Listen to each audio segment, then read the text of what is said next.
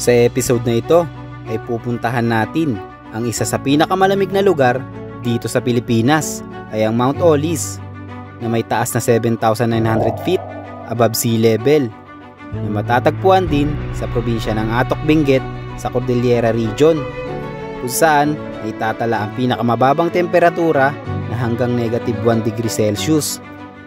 Magmula dito sa Quezon City ay magmumotor tayo ng mahigit 5 oras sa haba na 294 kilometers patungo sa Atok Benguet. At isa sa mga madadaanan natin ang isa sa mga pinakadelikadong kalsada hindi lang dito sa bansa kundi maging sa buong mundo ay ang Halsima Highway. Sa bidyong ito ay magkakamping tayo sa tuktok ng Mount Olis, kaya tara, samahan nyo kami, tuklasin natin ang ganda ng natatagong lugar na ito.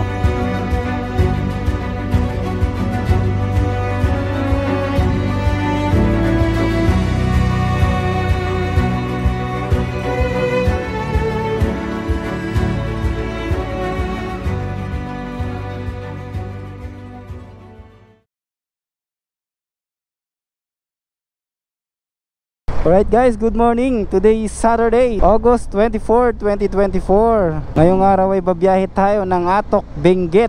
Pupuntahan natin ay Mount Olis. Saan ay magmo-motocamp tayo, no? Medyo malayo-layo to. So kasama pala natin ngayon si Mrs. ating OVR official back ride.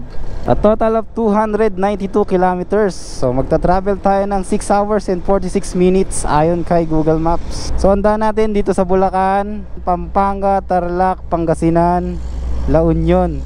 Then akyat tayo ng Cannon Road. So yun, samahan nyo kami ngayong araw. Bilis din pala pag dito daan. Right, time check 2:24 AM. Dito tayo magsisimula sa Novaliches, Quezon City.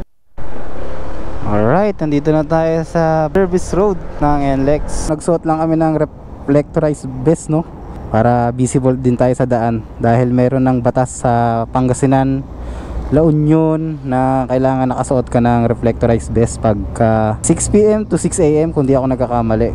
So may penalty rin kasi sila. So titikitan kanila. Kung dito pa lang sa Bulacan nagsuot na kami para safe na rin at visible tayo sa daan. Alright. Ganda, no? Ilaw yung mga kalsada. Lapagan ng aeroplano. Alright guys, papasok na tayo ng Pampanga. 3:28 AM. Kung makikita nyo guys, halos lahat ng mga nakamotor naka-reflectorized vest na, no? Dahil mahigpit na nga ngayon sa mga ibang probinsya. Stop over muna kami rito sa 7-Eleven dito sa may Paniki Tarlac. So kape-kape muna dahil inaantok na ang ating OBR. So guys, yun ang aming setup. So nandito lahat nakalagay yung tent namin, tables and chairs, awning, etc. Tapos dito ko nilagay yung kapote namin kaliwat kanan para madali access kung sakali mang umulan. So dito yung mga damit namin. Alright guys, time check 5:51 AM. Dito pa lang kami sa Paniki Tarlac. Nagkape muna kami dito sa may 7-Eleven. Good morning Tarlac. Thank you Lord sa magandang panahon. Sana dito na kami inabot ng liwanag sa Paniki Tarlac. So meron na tayong front facing camera. So makikita nyo na kami. Makikita nyo na kami na maliwanag. So magta-travel pa tayo ng 152 kilometers from here, Paniki Tarlac to Mount Olis Benguet. Alright, kaliwa tayo, Baguio via Cannon Road.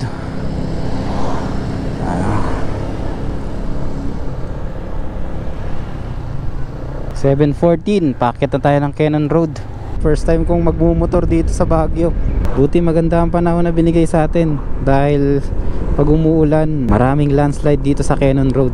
Welcome to Benguet Province.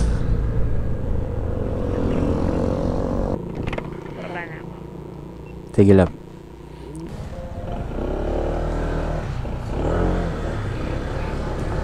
Alright, touchdown Benguet Province. Let's go. Malamig na guys. Tuyon-tuyo yung kalsada. Napakaswerte naman natin. No love, pag tag-init wala kasing tubig yan eh. Ayun, ang lakas oh. Twin Peaks Falls. Sarap naman magmotor dito sa Cannon Road.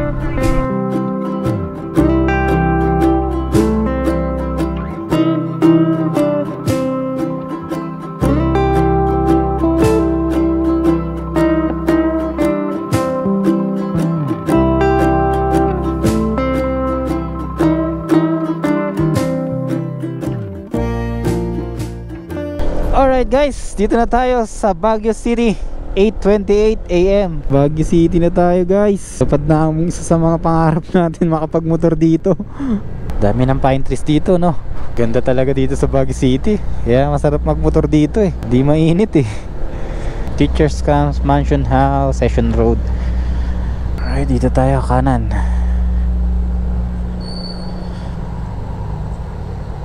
Sakit sa balat ng lamig.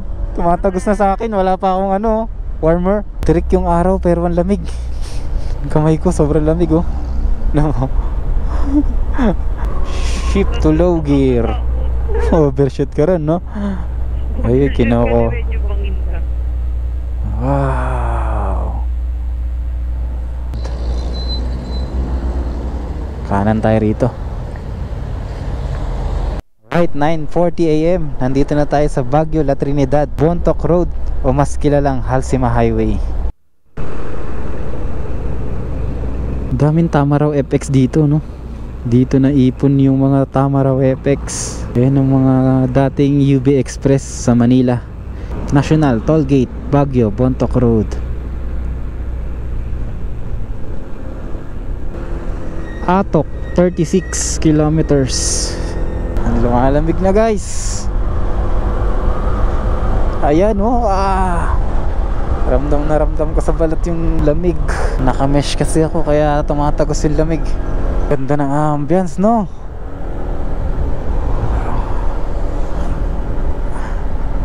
Siko.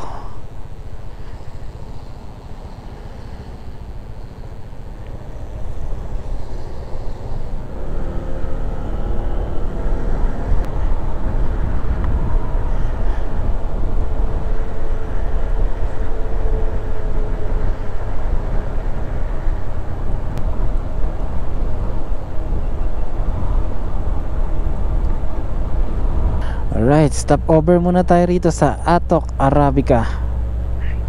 Balita ako masarap daw ang kape rito. Kape muna tayo guys. Atok Arabica, our northern coffee house.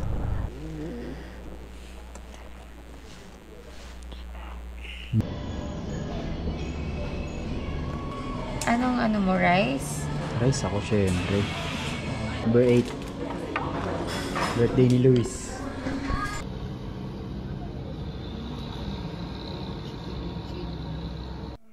Alright, time check 11:04. Brunch, breakfast, lunch. Nag-brunch lang kami rito sa may Atok Arabica. And nagkape na rin para mabuhay ang diwa. Alright, so diretso na tayo sa Mount Olis. Hindi na natin ma-access yung mapa natin. Wala nang data rito. Dasal na lang. Grabe, ang dami ng serving ng tosilog nila. Ano naman siya sa price? Worth it naman siya at yung serving sa sabi. Parang good for two, no? Oo. Depende kung matakaw. Pero pag tayo good for two, yung isang serving. Bigat din sa tiyan ng kanin nila. Medyo malagkit. Ganda. Kaliwat kanan.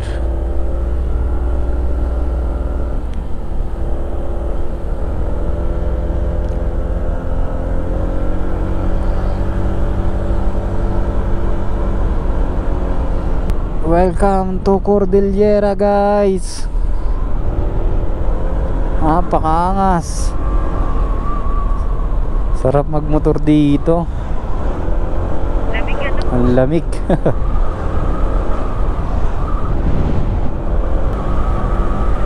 Sarap ng klima rito guys.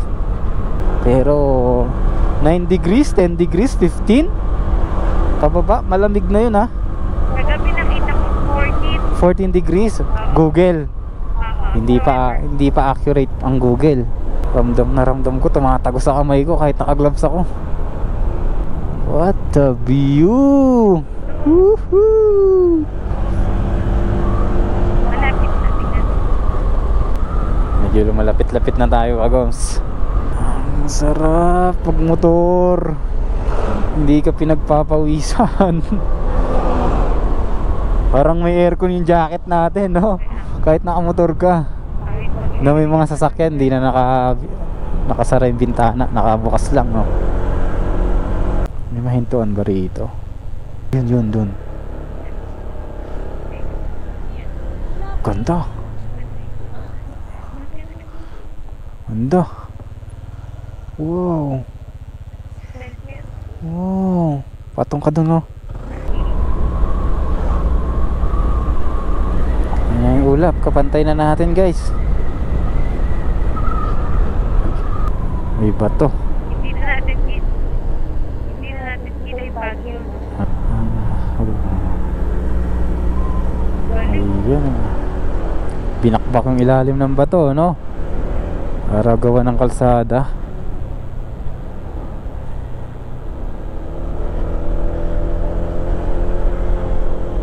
Swerte pa tayo kasi tuyo yung kalsada rito. Hindi tayo inulan, thank you Lord. Okay lang ulanin tayo dun, pero sa biyahe kasi ang hassle eh. Ulan din ang nakasetup na. Oo, yun. Nakasetup na, okay lang. Kahit na malayo yung biyahe, hindi nakakapagod kasi buot na maganda yung view. Malamig siya. Malamig, hindi ka oo. ma-irritate. Unlike Oo. kapag ang biyahe, kahit malapit, pero Mainit, no? Ang hassle, no? malapit na nga sa sobrang init, Kaya nga, nakakapagod, nakakairita. tama. Di nga tayo pinagpawisan eh, no? Kapag pumilos ng view, hindi ka pinapawisan, hindi mo makaka-afford. Northern Blossom Flower Farm. Okay. So yung iba dito lang pumupunta. Dito sa Sayangan, Paway, Atok, Benguet. So dito pwede na kayong mamalengke na ang babaunin nyo rin sa Mount Olis.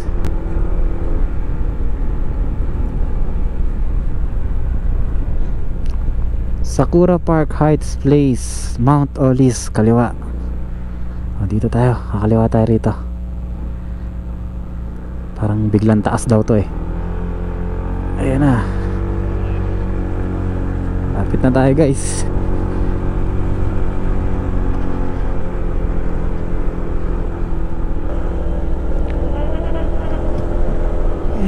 Taas na natin, guys.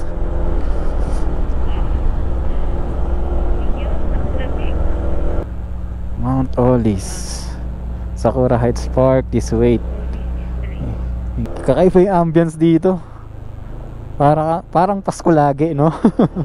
August pa lang pero parang Pasko. Mount Olis Viewpoint. Woohoo! Dito na tayo, touchdown. 12:16 PM. Nandito na tayo sa Mount Olis. Wala akong buwelo, par. Bilisan mo, par. Gapang tayo, guys. 12, 14. Pero kaya naman ni ADB 160. May sasakyan lang sa harap. Partida, may bit-bit pa tayong 20 kilos. Alright, welcome to Mount Olis, guys.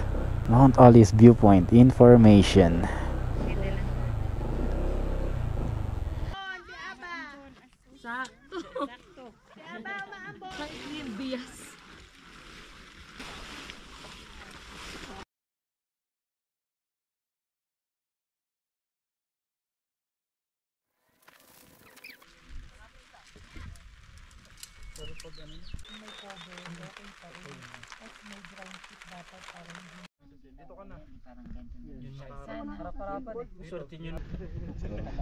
Zero visibility na, guys.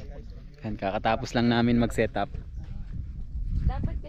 Kanina nung dumating kami, hindi pa ganito yung ambience. Guys, 17 degrees ngayon. Opo, 2 PM. Mababa pa po yan hanggang mamayang gabi, lalo madaling araw. May sticker ka, sir, vlogger. Meron po. May channel po ako. Ito po. Bigyan natin si Sir Hector ng sticker natin. Ito po si Sir Hector. Buwan ni renovate, wala na. Wala na. Salamat. So, kasama natin si Sir Hector. Wala po. Nakisilong lang. O yun, kung gusto nyo magpunta rito, search nyo lang sa Facebook, no? Mount Olis Viewpoint. So, pwede kayo magpa-reserve sa Facebook page nila. Pag day tour naman, walk-in yan everyday. Pag for viewing lang, pero pag camping talaga kailangan booking po tayo. Yun yung main kasi namin. Kasi akala nila sa ano, kasi yun yung pinupost ko lang sa page, yung mga nagka-camp. Day tour po talaga yung main namin. Para sa mga gusto lang sumugal ngayong tag-ulan sa camping. Okay, so yun. So pag day tour, no need na magpa-book. Pwede naman kayong pumunta rito anytime. Anytime. Yun. Basta maganda weather. Basta maganda weather. Huwag nyo daw underestimate ang lamig dito, guys. Magdala talaga kayo ng jacket, panlamig. Salamat Sir Hector. Thank you. Alas 2 ng tanghali, sobrang lamig. So hindi pa tayo naka-jacket, pinipil pa natin yung lamig, no? Dahil sa Manila, walang ganito. Yun, no? Shout out. Yan, mga tropa natin. Good afternoon. Yan. Taga saan po kayo, kuya? San Fernando City. San Fernando, Pampanga. La Union. Okay. So, shout out po sa inyo. Okay, Sir Roland. Thank you, thank you. Enjoy. Pwede ko tayo may ID.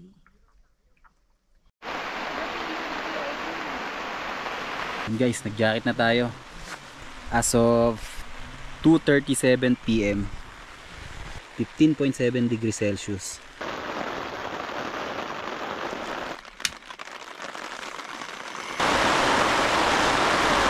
Kain tayo guys. So, higop muna tayo ng sabaw habang maulan. Sakto. Malamig ng panahon.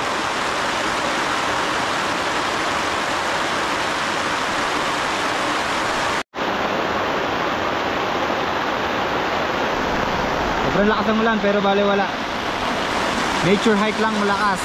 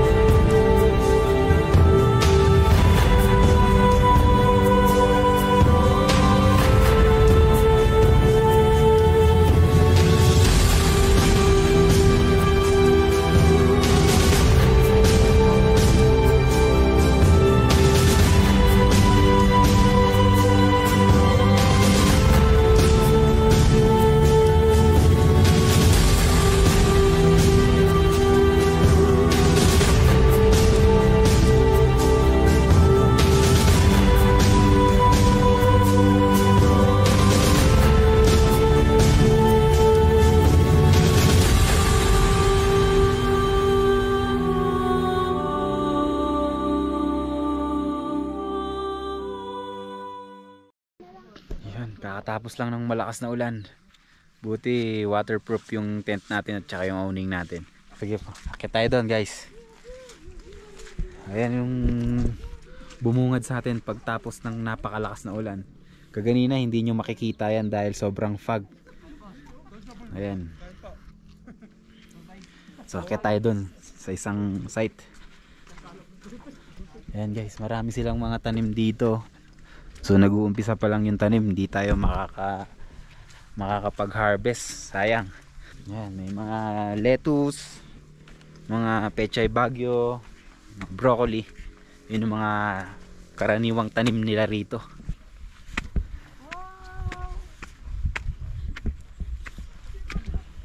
Ay, nagawa na to. Nakaraan wala pang ano to, bakod.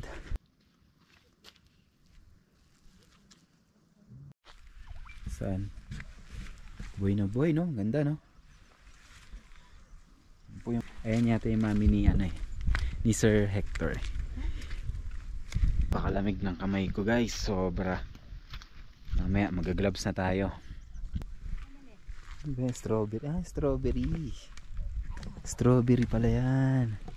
Ito. Yung iba na nababagsak. Tikman mo. Ay, tikman ninyo. Kahit yung hindi Fresh. hinog. Oh, ito. Salamat Medyo hinog yung isa Ayan guys, oh. Strawberry pala tong mga tanim dito. Ayan pa, marami pa. Hindi kasi season ngayon kaya wala siyang mga bunga, no? Nanay Lolit. Tama po? Oh, yun. O si Lolita. Oh, Lolita. Nanay ni Hector. Oh, yun. Kapangalan pa ng mama ko. Yung kasama nyo po si Nanay Bibian. Kayo po si Nanay Lolita. Tama po. Pinsan nyo po. Sige po, thank you po. Yun, binigyan na naman tayo ni Nanay ng maliit na strawberry. Si Nanay Lolita. So, kapangalan niya pa yung mama ko. Bait. So, siya yung nanay ni Sir Hector. Balik na tayo sa campsite. Ayan, gagabi na.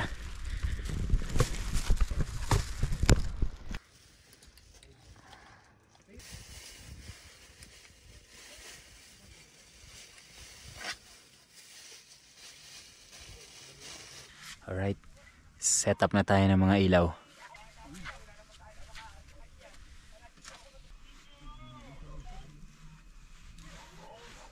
(6:49 PM) So, nakapag-set up na rin tayo ng mga ilaw natin. Yan, nagluluto na rin si Mrs. ng dinner natin. Lord, Son, Holy Spirit. Lord, salamat po sa araw na ito, Lord. Salamat po sa paggabay niyo sa amin. Guys, kain tayo guys. Dinner at silog sa gabi. Guys, 15 degrees na. Pababa pa ng pababa.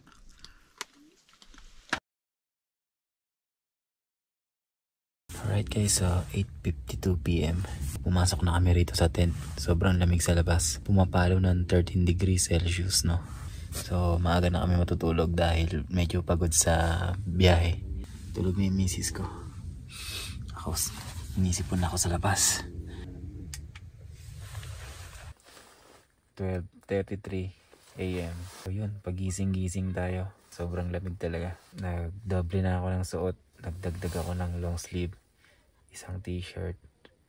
At ito, nagkapote na ako sa panlabas. Lumalabas, 6 na patong na yung ginawa ko. Tapos naglagay na rin ako ng itong balaklava. Ang hirap matulog dahil sobrang lamig. Yun, tulog muna tayo ulit.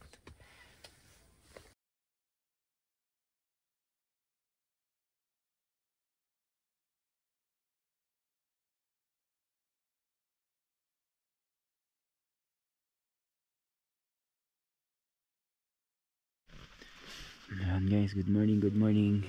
Grabe guys, sobrang lamig kagabi. Tignan natin ang pinaka malamig na temperature na nangyari kaninang madaling araw. Pumalo hanggang 11.6 degrees. Ikutin natin tong site. Tignan natin yung mga sea of clouds.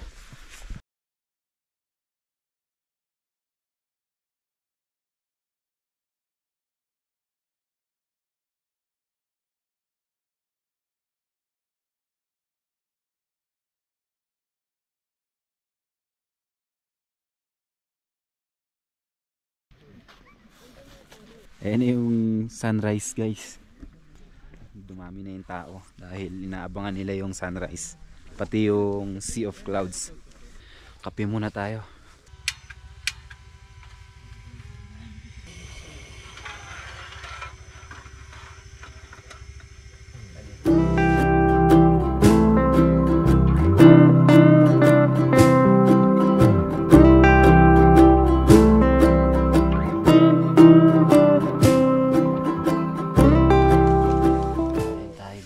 Breakfast na.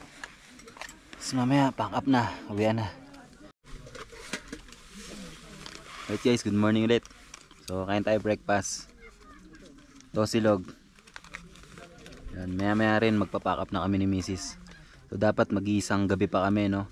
Pero hindi na kaya, sobrang lamig talaga. Kulang kami sa susuotin.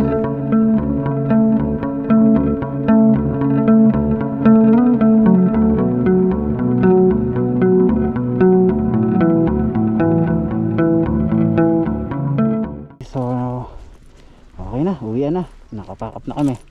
Ayan yung setup natin, oh. Napagkasya natin lahat dyan ang ating mga gamit.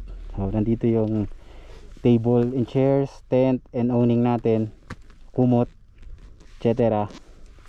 Pati mga iba pang gamit. So tapos dito naman mga damit namin ni Mrs. Yan. Tapos dito naman yung mga ilaw, power bank, mga panluto, mga kawali, yan dyan, mga grocery. Ayos, tara, let's go.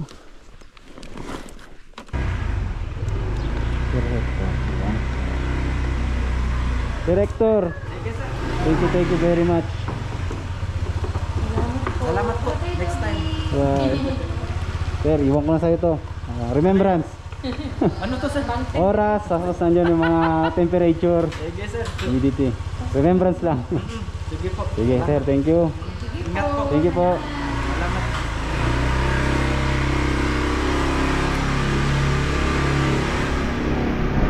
Excuse me, Yes po, malayo pa? malapit na po. Mga ano na lang. Pwedeng lakarin? Pwede po, mga ano na lang, mga 30 meters. Ah, okay. 20 Thank meters. you.